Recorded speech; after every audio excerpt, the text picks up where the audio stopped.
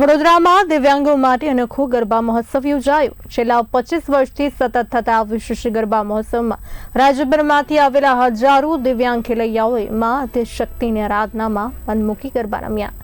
સમાજના અગ્રણીઓની હાજરીમાં કાર્યક્રમ દિવ્યાંગો માટે આનંદ અને ઉત્સાહનો મહોત્સવ બની ગયો। જેને દેખાય બે આંખોથી તે બતાવે ત્રીજી આંખ। ત્રીજી આંખ એટલે એવું નથી કે કોઈ સમાજના દૂષણો માટે છે। સમાજના દૂષણ ચોથી જાગીર છે।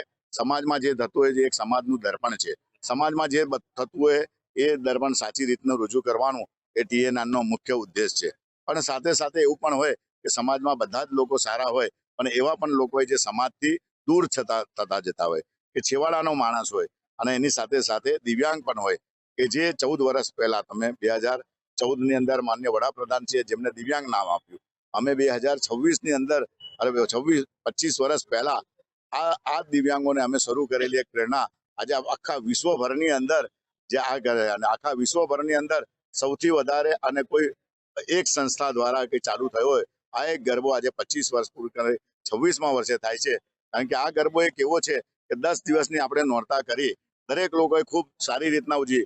કોઈએ મોટા વીએનએમ માં ગયા, કોઈ યુનાઇટેડ વે માં ગયા, કોઈ આરકી માં ગયા, કોઈ શિશુમાં આવ્યા પણ સાથે આ દિવ્યાંગો કદાચ અંદર પ્રવેશી પણ નતા શકતા। બસ એ જ રીતના આજે આ દિવ્યાંગો જે આરકીમાં કે યુનાઇટેડમાં કે જે શિશુમાં ગાતા છોકરાઓ હતા એ જ રીતના આજે એ જ સનદભાઈ પંડ્યા, હિરલબેન જોશી અને એ લોકો ગાશે। એ લોકોને એ જ રીતના જમવાનું પણ વ્યવસ્થા તમે જુઓ છે કે એમને આઈસ્ક્રીમ મળશે, ફ્રૂટ સલાડ મળશે, પુલાવ મળશે, એમને લાણી મળશે।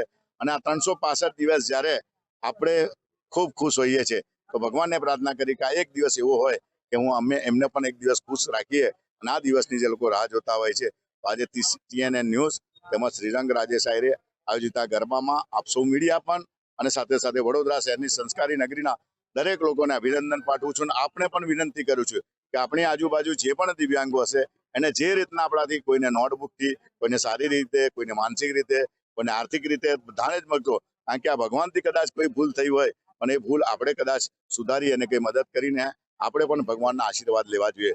બસ આજના દિવસે સર્વે દિવ્યાંગોને અને જ્યાં પણ જે દિવ્યાંગો સંસ્થાઓ મદદરૂપ કરતા જે પણ લોકો દાતાઓ હશે એમને સૌ લોકોને હું નતમસ્તક વંદન કરું છું અને નવરાત્રીની ખૂબ ખૂબ શુભેચ્છા પાઠવું છું। તીસરી આંખ સમાચાર માધ્યમથી દિવ્યાંગ ગરબા મહોત્સવ દર વખતની જેમ આ વખતે પણ જ્યારે અમે 25મું વર્ષ પૂર્ણ કરી 26મા વર્ષમાં જ્યારે મંગળ પ્રવેશ કરવા માટે જઈ રહ્યા છે ત્યારે દર વખતની જેમ આ વર્ષે પણ જે સમાજની અંદર રહેલો એક એવો પણ સમાજ કે જે લોકો કરતા દિવ્ય છે અને જેને કુદરતની દિવ્ય પ્રતાપે જેને કુદરતનો પ્રતાપ જેના પર રહેલો છે એવા દિવ્યાંગો માટે જેવી રીતે માનનીય પ્રધાનમંત્રી શ્રી પણ કહે છે કે દરેક દિવ્યાંગોનું અલગથી મહત્વ હોય છે અને એવી જ રીતે સંપૂર્ણ વડોદરા શહેરની અંદર જે પ્રથમ વખત જ્યારે અમે 25 વર્ષ પહેલા શરૂ કર્યું હતું અને આજે અમારે જ્યારે 25 વર્ષ પૂર્ણ થયા છે ત્યારે છેલ્લા 25 વર્ષથી દિવ્યાંગ ગરબા મહોત્સવનું અમારા એટલે કે તીસરી આંખ ન્યૂઝ ચેનલના માધ્યમથી જે આયોજન કરવામાં આવે છે આ વખતે પણ એવી જ રીતે મોટી સંખ્યામાં દરેક દિવ્યાંગ ભાઈ બહેનો અમારી સાથે જોડાયા છે। ત્યારે આવેલા તમામ